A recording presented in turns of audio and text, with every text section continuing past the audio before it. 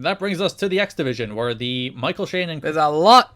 Yeah, busy month in the X Division. So the Michael Shane and Chris Sabin story, which has been boiling over for a couple of months now, you may remember at Hard Justice. A real gosh darn storyline in the X Division that isn't the X Division title. And I like the way it elevated itself into being an X Division title program. Yeah. I thought they did that pretty darn well. So if you remember Hard Justice, they did the big swerve where Tracy rejoined Michael Shane, turned on Trinity and Chris Sabin. So that feud continues to a 3-way X Division title match with Christopher Daniels. How do you feel about how they did the transition? Well, it makes sense that, we did the Trinity post-mortem a little too early, by the way. She's still on these shows until Slammiversary. We did it in the Hard Justice episode, so we don't need to do it again. But I simply refuse. Yeah, do the Remembrand of Trinity again, please. Remember when she was on this show? Remember when she hung around a little longer than I thought she did? Yeah. Yeah, because, the both of them are slighted, so both of them are we have an alliance of convenience to take these two down. So I thought that made sense to continue the angle. Yeah. So May 20th Impact, Terry Taylor has Michael Shane and Tracy. They talk about how they overcame a game to keep them apart because they are star-crossed lovers and nothing can keep them apart. Tracy says Shane is bigger, more muscular, and more talented in the ring than Sabin ever will be, and tells Michael Shane to go get the X title. They're so cute together. They're just right.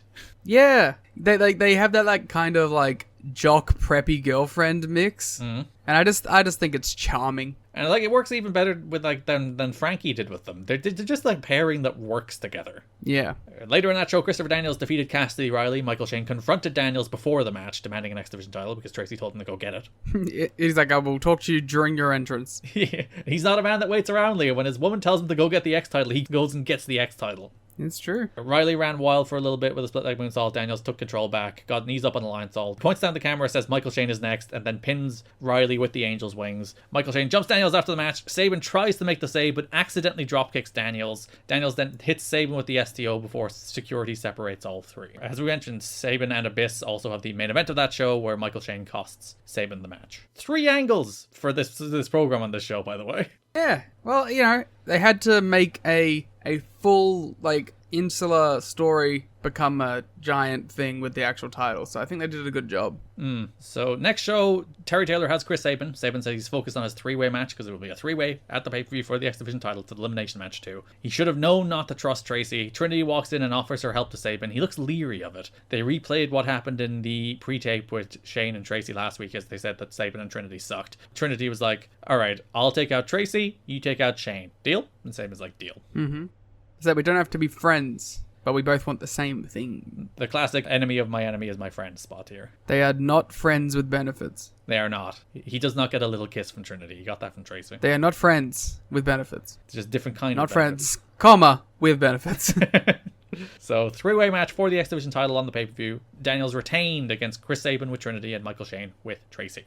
Yeah, so this is that famous X Division 3-way in TNA's history. During this Christopher Daniels X Division title run, yeah. Yeah, the one that everyone talks about. The Daniels X Division title 3-way that has defined TNA wrestling, the only Dave Meltzer 5-star match. Yeah.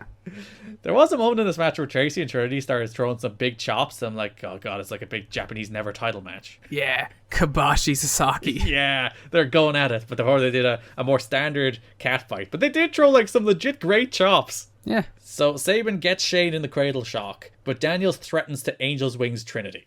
And Sabin's like, I don't really give a shit. And the story here is that Trinity's there to neutralize Tracy, and Sabin is there to neutralize Shane. Trinity had already neutralized Tracy. He's like, you did the job. I don't care. Sabin, mentally, our deal's done. So Daniels is like, I'll do it. But Crazy Sabin just cradle shocks Shane and pins him. Elimination. So Shane is eliminated, and then Daniels just Angel's Wings Trinity anyway. Because he's a bastard. I do like the Tanay and West are like, yeah, fair enough. It was just business. Sabin is perfectly in the right here. Daniels hits the BME, but Sabin kicks out, which I think is the first time somebody's kicked out of the BME in this company. A distinct possibility that I could not possibly remember to tell you. Sabin went for a springboard, but Daniels kicked the rope, causing Sabin to crotch himself before falling with the Angel's Wings to retain the X Division title. Good match, all action. I liked the Trinity and Tracy stuff. I thought all that was well done. And Daniels and Sabin had a hot little closing stretch. It's basically everything you expected it to be. In a positive way. Yeah. You're like, this match with the Tracy and Trinity story is probably not going to set the world on fire, but it'll probably be a fun match with a good story. And it was a fun match with a good story. Yeah. We also had a 6-way open that show. There was a Zach Gowen squash against Kid Romeo on TV, beat him with a moonsault. Yep. Which Don West said reminds him of Trinity. Oh, that's very nice. The Trinity-esque moonsault. I do kind of like that, like, Trinity is the defining person who did a moonsault in this company. So yeah, give her credit. Not the person who does the best moonsault ever. No. Who did the moonsault first in this company? Trinity or Chris Daniels? I couldn't tell you. I think it is Trinity. Maybe not. Daniels was slightly earlier. I'm not going to have to go back and see did he do any moonsaults in his early matches. Yeah, you have to go work this out.